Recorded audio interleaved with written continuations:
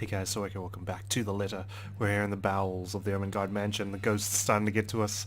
Ashton's trying to keep calm. He's with Marianne. Let's see if we can survive this ordeal. Here we go. A fear. One that's been long kept in the darkest place in my heart. One that a small part of me wishes for. The trapdoor swings open without much fuss. It isn't even locked. Probably left open for when Wright asks for some midnight snack. I'll make sure the coast is clear, of course, before I pull myself up and help McCullough up. The butler of theirs is nowhere to be seen. He's probably sleeping, attending to his master, or doing some extra late-night work before turning in for the night. Meanwhile, Wright won't touch anything to do with menial chores, not even with a 10-foot pole. It's next to impossible for him to linger here. No servants, no anyone. And, just as easy as that, we're in. Gently I close the hatch. If things go well, the same path will be our way out. If our luck doesn't hold, that's not an option now, is it? I have people waiting for me. I really don't want to think what might happen. Sometimes it's best if we simply revel in the little victories. They're great blessings when everything else is going against you. That's true. We need confidence here. Whew. And in a place like this, fraught with unknown dangers, it's a feeling that lasts only but a second. Suddenly a sob. Ringing out from some distant part of the house, echoing through its empty halls. Beside me, slumped on the ground, pale and breathing heavily. McCullough immediately tenses. Her eyes go wide, and she grips the side of the counter with a force that might be enough to crack it, if only she has the strength. As it is, she can barely stand. She hasn't fully recovered. Makes sense of the 3 or more days without proper food or water. Thankfully we're in the kitchen now, so maybe she could just grab something. And it's this weakness that puts the fear in her eyes. She's aware. If something happens, if there's a need to run, she won't be able to. She's a liability at this point. Holmes, I really don't think going any further is a good idea. I agree, Marianne. I don't think it's a good idea either, especially with you. Look at this place. Everything seems fine. Nothing's off. Maybe we should just go? I really don't like the sound of that. Oh my god, man, she's so scared. It feels so bad for her. You really don't have to come with me. Just until the kitchen, yeah? We're already here. You've done your part. From here on, I'm going on my own. Yes, I said that, but... Can you even stand? She doesn't answer. You'll only be putting yourself in more danger if you follow after me. You have an easy way out of here. Stay here. Once you're okay, I need you to get yourself out of this place. What? I'm not going to leave you! Well, I'm not taking you with me either, lady. So it's here or out there. Like, I don't want Ash to go by himself, obviously. It's dangerous, it's scary. But, like, I don't want to bring Marianne with me either because she's just so fragile and weak and, like, she's just a liability, like Ashton said. And I don't want her to die either. Like, oh, it's a catch-22. Like, I'm stuck. You really are mad, aren't you? Probably, yeah, we've lost our mind a couple of days ago, actually. Probably all will be. If no one fixes this little curse problem we have. You think you'll find something in here? This is just a mansion, for God's sake! With a jail cell, wine cellar, and a ghost residing in it, yeah. Just a mansion. Maybe. It's worth a shot. Besides, if what we're hearing right now says anything, I'd say scumbags. Who? Right. He might be knee-deep in trouble and he has no idea about it. McCullough still appears as if she's about to argue. So instead of more words, I unholster my taser and hand it to her. A standard issue for every member of Locksbourne police force, but it shouldn't take a genius to know how to aim and fire one. Even Isabella may just be able to use it without training. Yet Miss Interior Designer Extraordinaire says it is as if I've just handed her something particularly nasty. Listen, you want to wait? Fine. I'm leaving this with you. But if I don't come back here within 15 minutes, I want you to backtrack and get the hell out of here. Are you daft, Holmes? I already told you! In case something goes wrong, I need someone who can tell people what's going on. Who can tell my friends what might have happened here. They're at the crawl. You know the place, right? I trail off, letting the meaning of my words hang in the air. I want to be optimistic about this. Really. However, I'm going against something almost everyone can't quite understand. I'm just being realistic with my chances. McCullough seems to understand this as well after what I've said. Any sound of protest has already died from her tongue, and she simply looks at the taser quietly. After a moment, she just nods. Beyond the walls of this room, the cries continue to grow louder, and I take it as a sign to leave. Without another word, I slip out of the door. Alright, what do we got? Upon reaching the kitchen, the crying Ashton heard from outside began anew. Unwilling to risk a civilian, the detective handed Marianne his taser and advised her to leave him if he didn't return after 15 minutes, even if he himself was uncertain if he would. Oh my god. Here we go. Like a siren call, her voice beckons. Finding out who that is seems a good a place as any to start. I keep to the shadows for the most part. Not that there's any need to. The entire place just feels empty. Odd when a house this big should have a large staff. You'd think there'd be one or two roaming about for some late night chores, or someone seeking out whoever's creating this ruckus.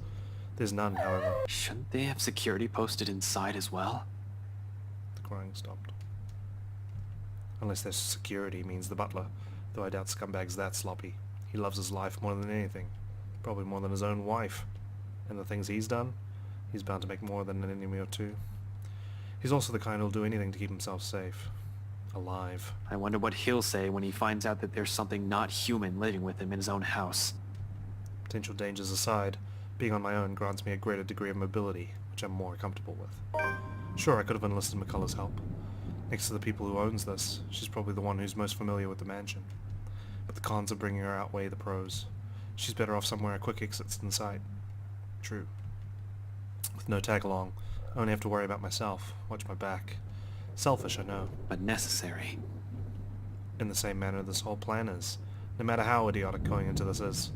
Besides, I don't really need a guide when the house's layout is fairly simple, almost mirrored with only a few modifications in the rooms. Although I've only been here once, I think I already have a good grasp of this place's ins and outs. As long as you can tell which is east and west, it shouldn't be hard to find my way around. After the dining room, the main foyer should be the next thing that greets me, where the woman's cries are leading me. Honestly, after what happened outside, I'm not even sure if I should be trusting what I'm hearing. But with the whole house somehow seemingly devoid of any of its inhabitants, I'm inclined to look into this. More than surviving this curse, a huge part of this is my training speaking. I just hope this isn't a crime scene I'm walking into. Me too. I hope Hana's okay.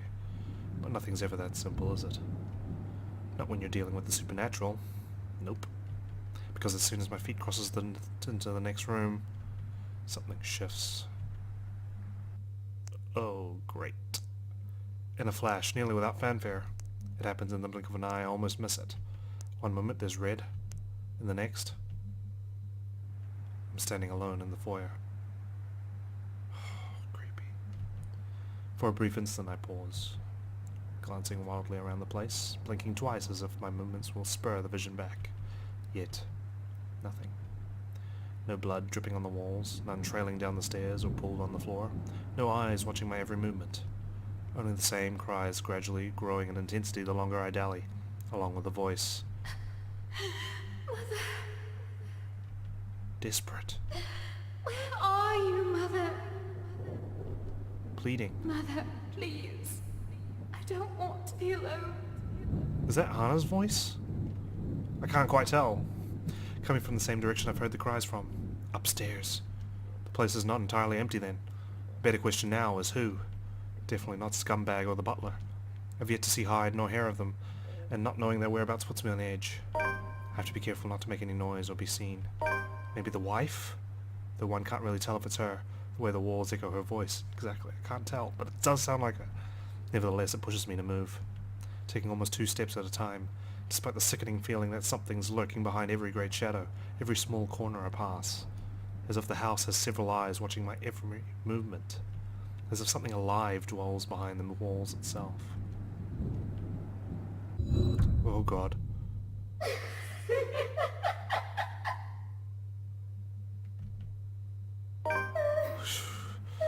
Okay, journal.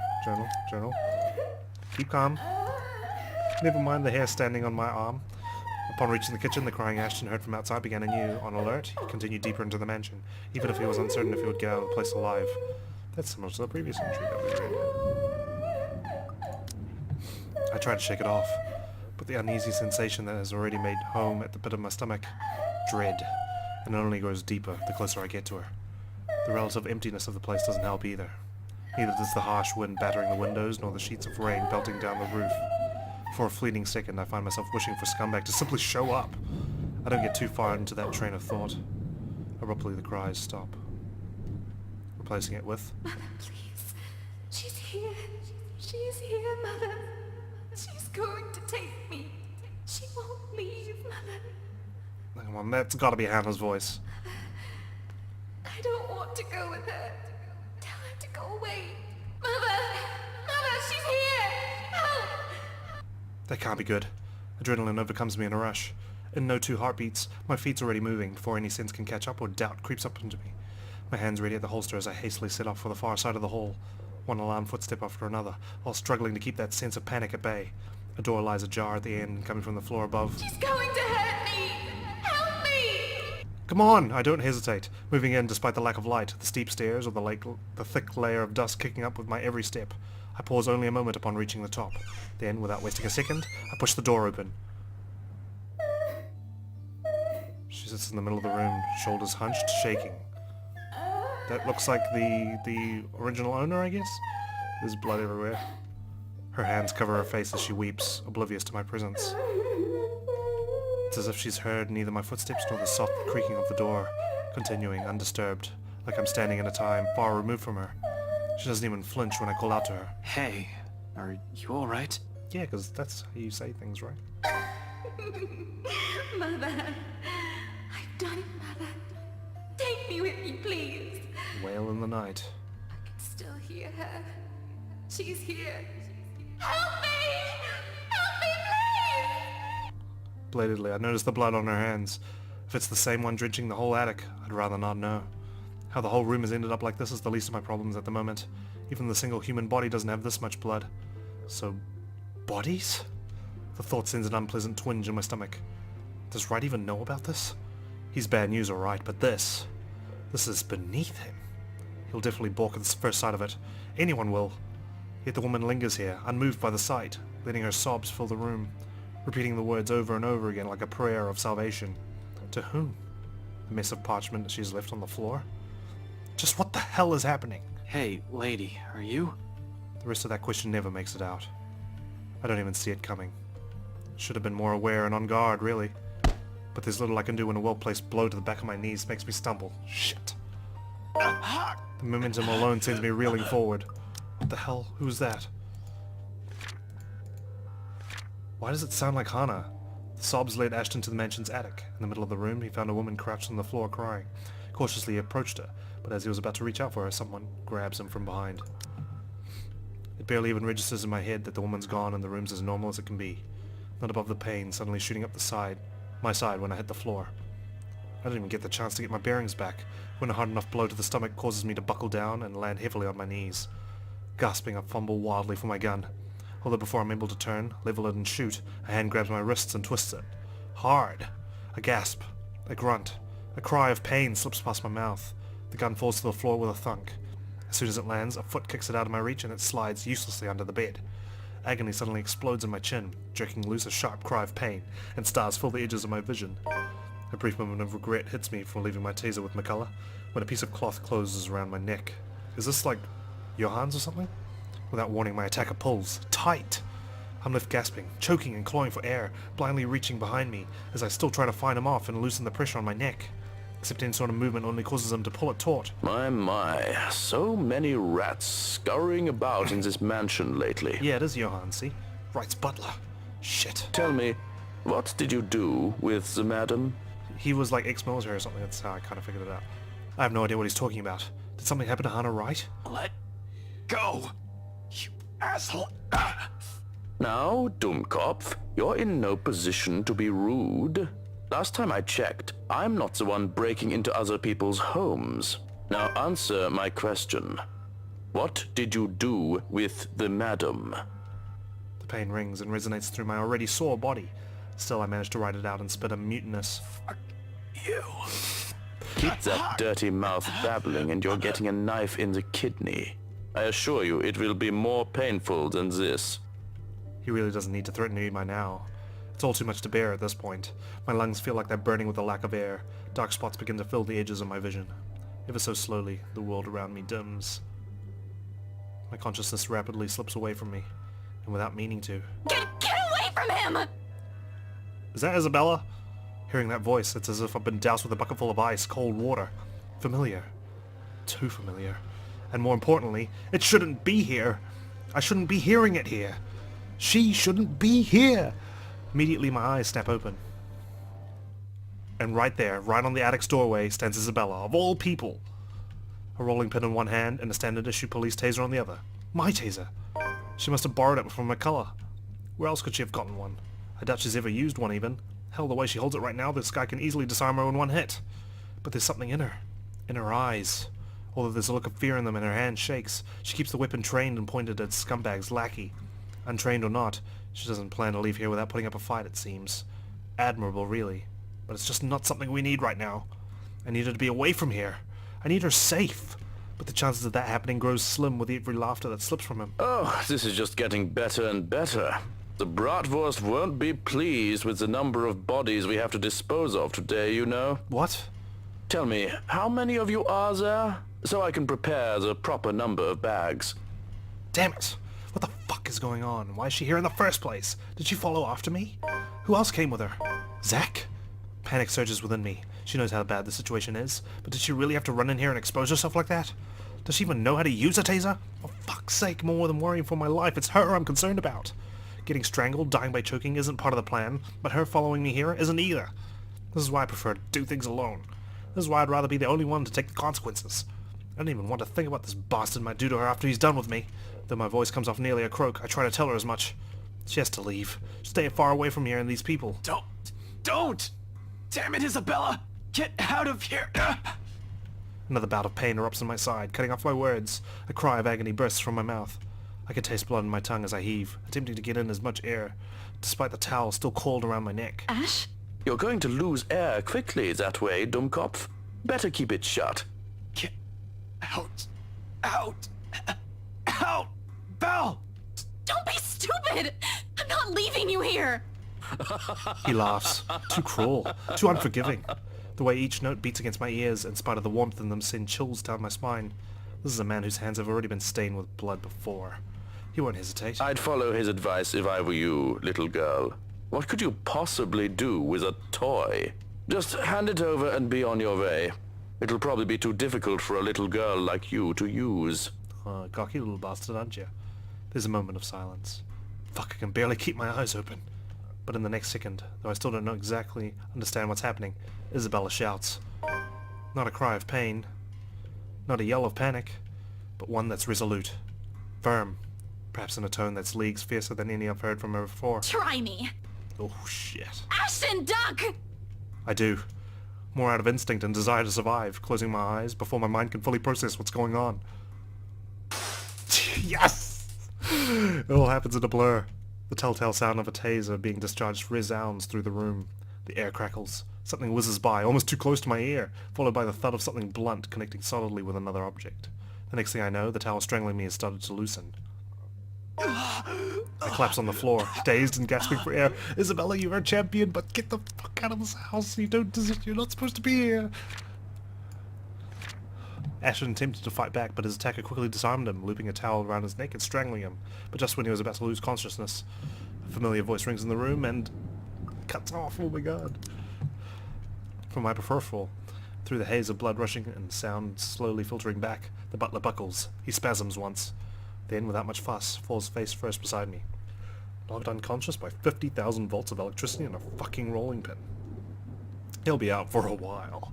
I have no idea whether I should laugh or cry at that. Somewhere in front of me, my oxygen-deprived brain vaguely registers Isabella's form. She slumps on the floor, also breathing heavily. Right next to her trembling hands, both the taser and the rolling pin lie useless and forgotten, while the mood in the room eases. A long, gradual process of the tension lifting. For countless seconds, we remain quiet, with only our short gasps and sighs to fill the silence, allowing the adrenaline ebb away, and both our breathing to slow. Not a true repose by any means, but simply a brief respite. There's still the curse. We're still inside the mansion, in imminent danger. We still have no idea how to fix this. Outside, the rain seems to only intensify. Lightning flashes fleetingly somewhere, white and piercing the sky, and the sky rumbles. No rest for the wicked. I stir first, once recovered, having regained some semblance of sense and strength. Breathing still hurts, but it's bearable, as is moving. Although every small motion causes a wince, there will be bruising tomorrow I can manage. Retrieving my gun from under the bed is easy, but only with some effort. I'm able to drag an unconscious man to the far end of the room, snapping one end of a handcuff on his wrist while fastening the other on the bed frame.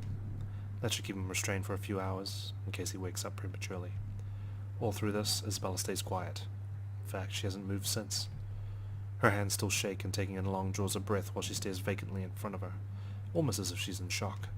Perhaps she isn't even expecting any result, spurred only by some kind of desperation. Now it's sinking in. Unfortunately, we need to get moving. We don't have time to wait for everything to register in our heads. Kneeling in front of her, I give her a light shake.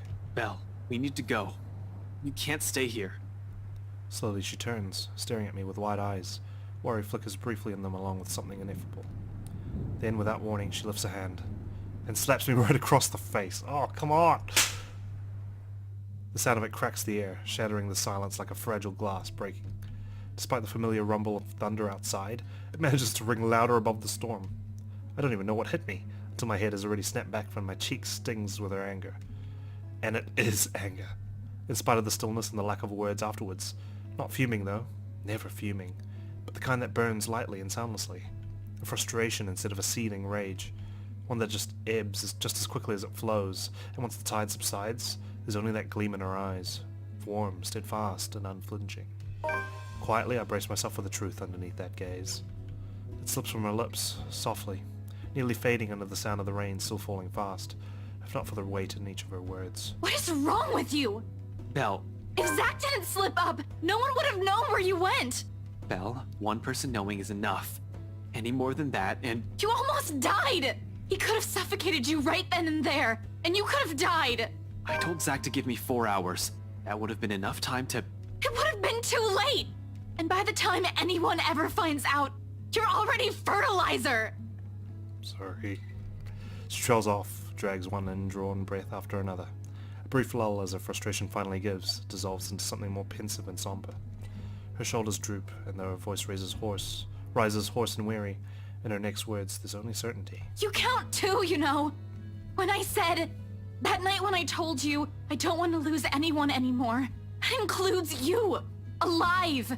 We're still here, Ash. You have us. And once that meaningful roar, it does so not with the force of a dam breaking or a raging storm, but with the gentle, steady warmth of her hearth burning. An embers easing slowly, lightly, rising and giving, until all that's left is a truth, an understanding. Not alone. Never alone. I know I'm not alone, but I just don't want to risk you guys, man. The feels, like, you know, come on, I care about you guys so much. I can't risk you. Having recovered, Ashton quickly urged Isabella to move, knowing it wasn't safe to stay idle. Without warning, however, Isabella slapped him. Furious at him for keeping people in the dark, she reminded him of what was important, and with it came a realization about himself. It lingers, even as we both drift back into silence and our words take root, because in the gratitude that swells after is another warmth blooming.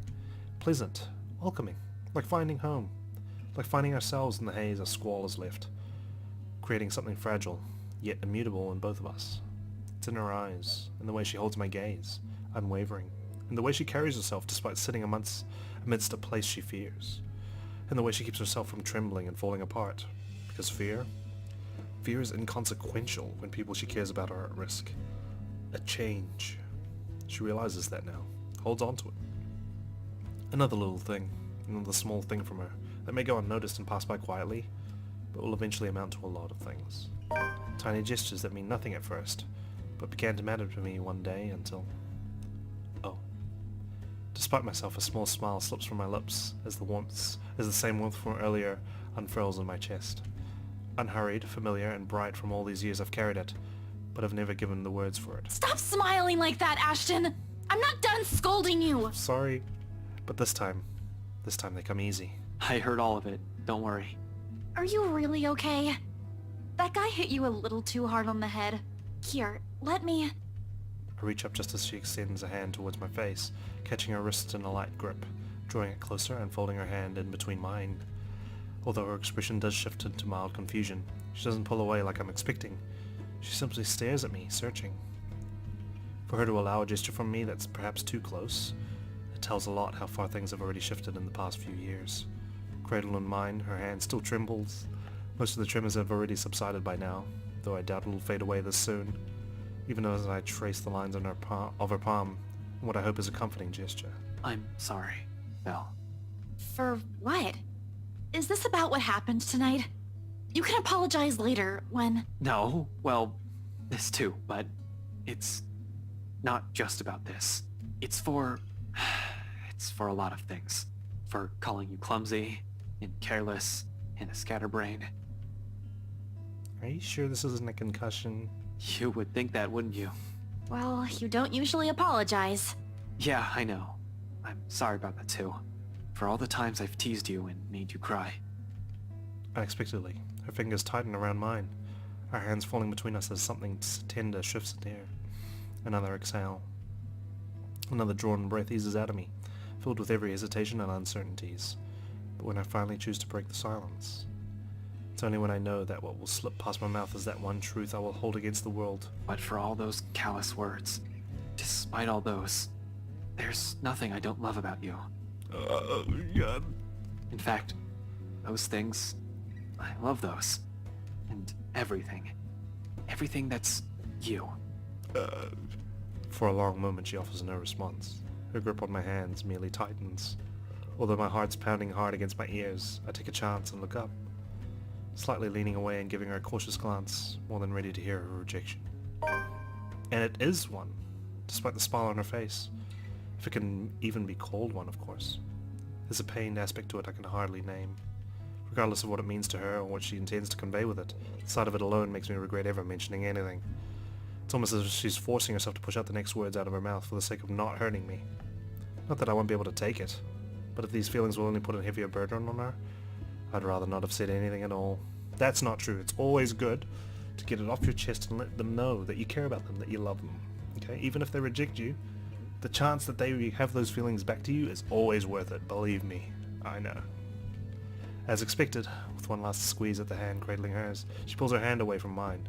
When she speaks, though, there's a stark refusal to meet my eyes. Not that I hold it against her. The situation's already awkward as it is. Ash... She pauses, biting her lower lip. A small frown forms between her eyebrows while she struggles to find the right phrases to string together. Ashton, I'm really sorry. Oh, no, it's cool. Wait, what's our relationship like?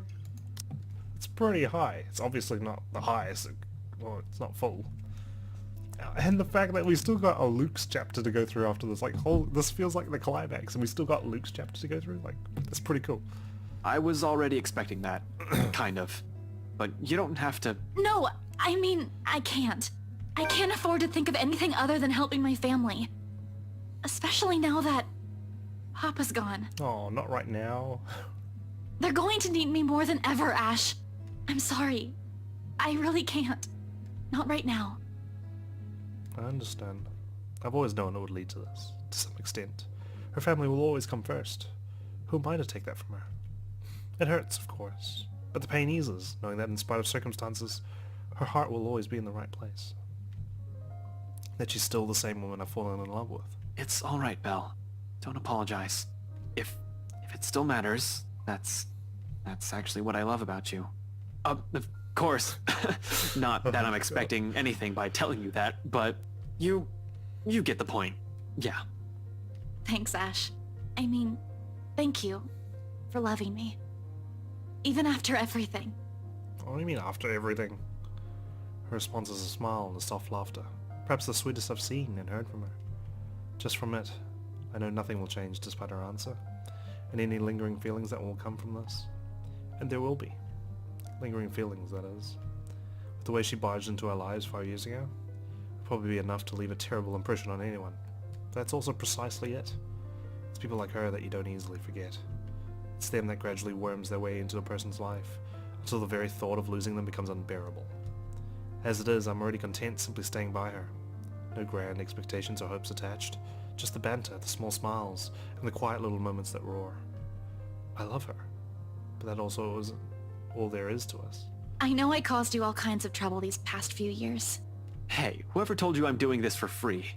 After we're done with this curse thing, you're gonna owe me a year's supply of ice cream. Yeah, we'll see. Another laughter, this time from both of us. Then she hits my arm with a light punch. Familiar, warm, bright and hopeful, much like everything about her.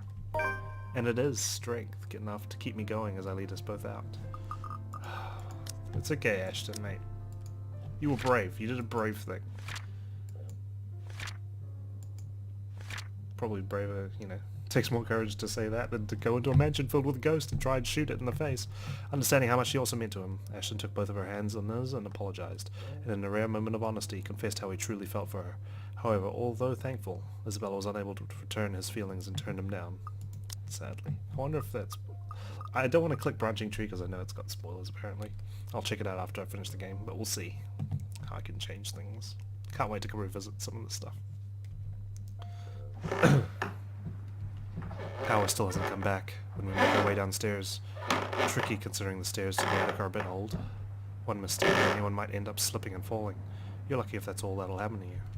With the stairs this steep, a broken neck is a likely outcome. Thankfully, Isabella's here to guide me through the darkness. She knows this place better than anyone after all, in spite of all the misfortunes it has brought to us. Careful, the floorboards over there aren't very sturdy. Right on cue. The same board I'm stepping on creaks and suddenly breaks, the pieces falling somewhere with a dull thunk. Oh shit. Scumbag wouldn't be too happy about that. Ow, my foot. See? I told you so. You never listen to me. They renovated the whole mansion. They can't even replace one tiny part of the house. Why don't you file a complaint to BRC then? I'm sure they'd be thrilled to hear it. You know it was such a rushed job. Outside, the winds have intensified. Even from here, I can hear the gusts battering the window in the attic. It makes you wonder why up until now, the only person we've encountered from this house is the butler. Although to some degree that makes sense. He is in charge of running the place. Where are the other servants though? In this storm, wouldn't anyone want to stay inside? The likely assumption is they're all asleep. The route I've taken doesn't really pass by the other rooms. They're likely assigned as the servants' quarters. However, they also have heightened security. I brushed it off earlier, thinking they'll all be posted a lot closer to where the master's rooms are, but the second floor is devoid of anyone as well. As if every inhabitant of this place has suddenly disappeared overnight. More importantly, where's that scumbag? I don't like this. I don't like this at all. The fact that we're here right in the fucking middle of it makes me all the more queasy. And that feeling only escalates once we reach the landing and Isabella swings the door open.